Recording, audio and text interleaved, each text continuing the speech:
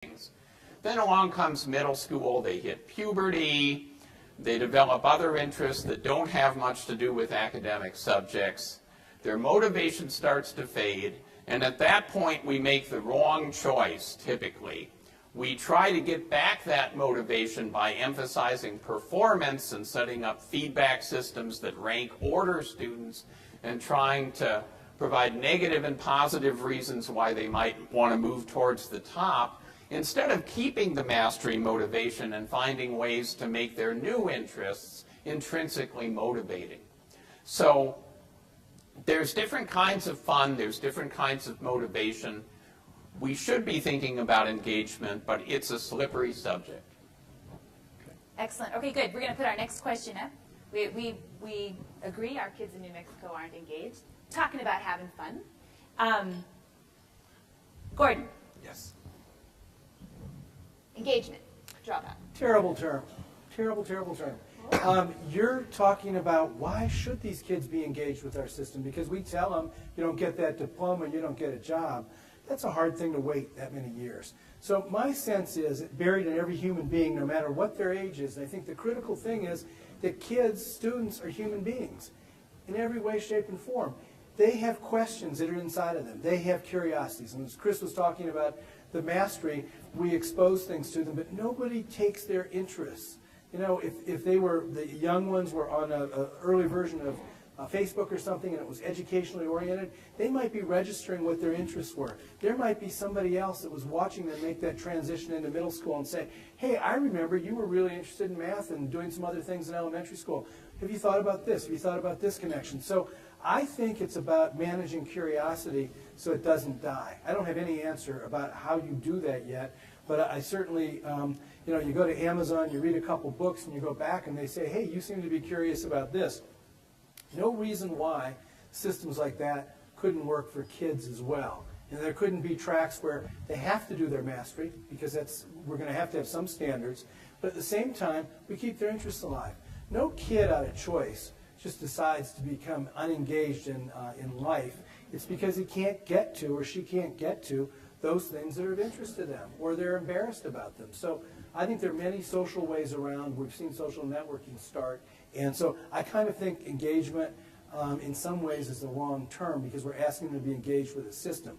If it's engagement with life and how the world works and who they are and who somebody else is, I'm all for that. But engaging to a system that's old and broken doesn't make sense to me. Excellent. Mark. So I'd like to build on the notion of ecosystem and the idea of questions and inquiry and mastery, or motivation for mastery or performance.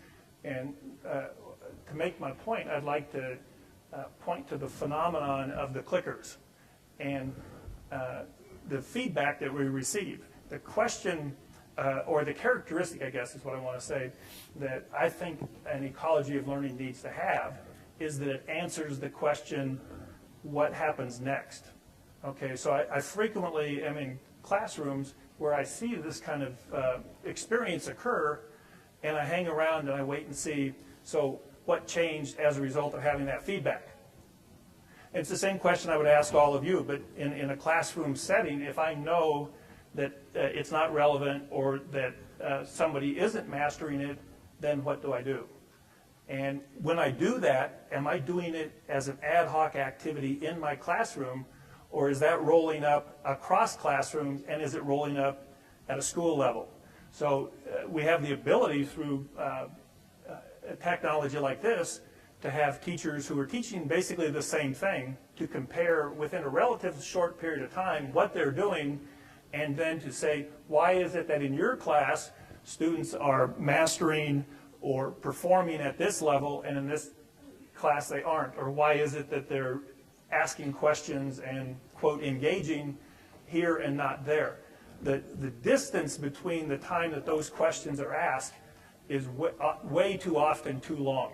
And it needs to be shortened, and it needs to be acted upon.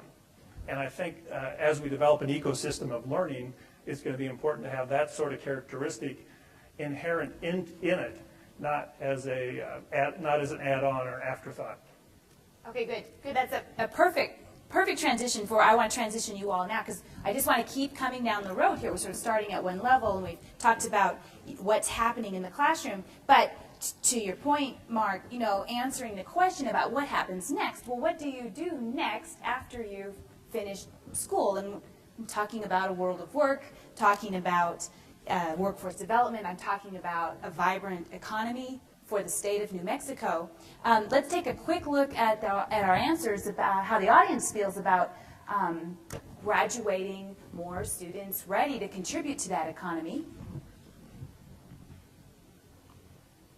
And then we're going to put up the next question, and I'm going to move to our panelists. Oh,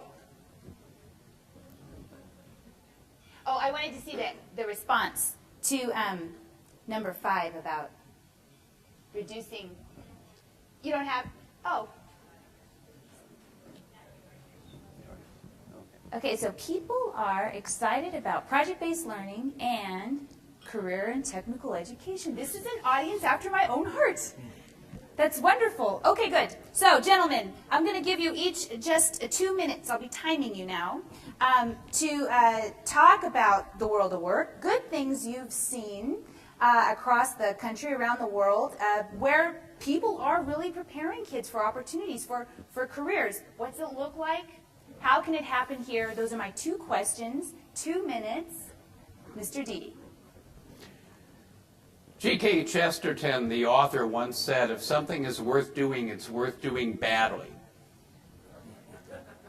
If something is worth doing, it's worth doing badly. And I think we have to have that attitude towards preparing kids for future careers.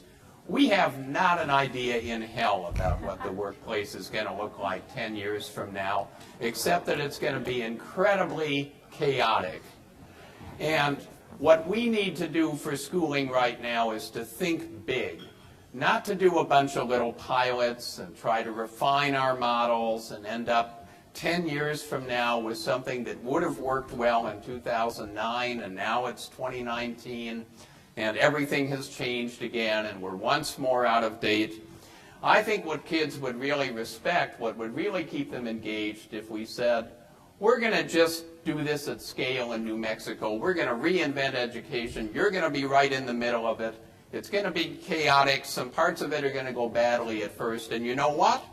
That's exactly what the workplace is like. So you might as well get used to it. Let's all learn it together. I'll stop at that point because I'm sure my opponents will need more time for their ideas. So we have the plus 45 seconds available. Okay, so he's got a little practice because he has a classroom, right? So I've got a couple different answers. I'm going to walk you around a couple different things. So number 1, there's a project at Stanford School of Education called Pocket School. Sub $50 device, looks like the old Game Boy.